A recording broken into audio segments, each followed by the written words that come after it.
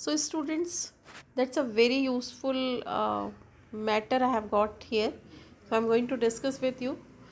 Very good question. What is the easiest way to differentiate between a verb, noun, adjective and adverb? Right? So how can you recognize? Just listen. If you are good in reciting, forget it. Now first is every name is called a noun. है ना। तो जहाँ भी नाम आता है, कोई भी नाम, ज़रूरी नहीं है ह्यूमन बीइंग या person name, person place animal thing, किसी भी चीज़ का नाम आता है तो याद रखना उस पूरे ग्रुप ऑफ वर्ड में फिर कुछ भी हो लेकिन वो नाउन की तरह यूज़ हो रहा था, वो नाउन हो गया। फिर age, field and fountain, street and town. अब वो कह रहा है कि नाम नहीं है यहाँ पे, लेकिन यहाँ पर क्या है, अगर प्रोनाउन आता है ना, तो ही और she can clap their hands. तो यहाँ पर ही एंड शी दोनों प्रोनाउन है, तो ये भी नाउन फ्रेज में ही आएगा, याद रखना। फिर एडजेक्टिव फ्रेज, एडजेक्टिव का मतलब होता है विच डिस्क्राइब्स अ थिंग और नाउन और प्रोनाउन। तो यहाँ पे मैजिक वॉन्ड, ब्राइडल रिंग, ये क्या कर रहे हैं, ये डिस्क्राइब कर रहे हैं, ये उसके बारे में और बता रहे हैं, है ना।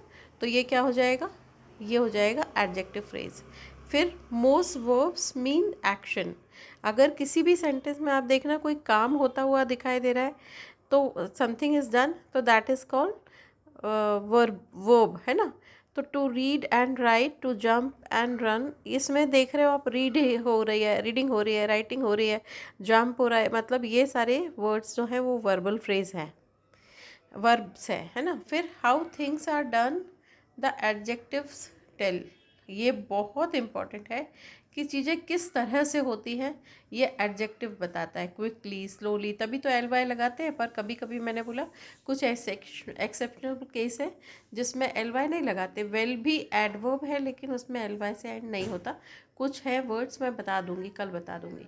फिर प्रिपोजिशन, प्रिपोजिशन मतलब वो क्या कह रहा है, शोज रिलेशन, पोजीशन बताते हैं। As the street, as in the street, और एट द स्टेशन, कहाँ पर है पोजीशन, स्ट्रीट में है या स्टेशन में है, तो उसकी पोजीशन। फिर conjunction, join in many ways, जैसे सेंटेंस, वर्ड्स, फ्रेज, कुछ भी हो सकता है जो जॉइन करते हो, एंड, बट, है ना, ऐसा, हाउ एवर, दो, ऑल दो, ये सब है उसके एग्जाम्पल। फिर इंटरजेक्शन क्या है, क्राइड आउट, इंटरजेक्शन मतलब फॉलो मी, है ना, एक तरह का ऑर्डर, ओ नो, इस तरह के जो सरप्राइज फीलिंग होते हैं इंटरजेक्शन।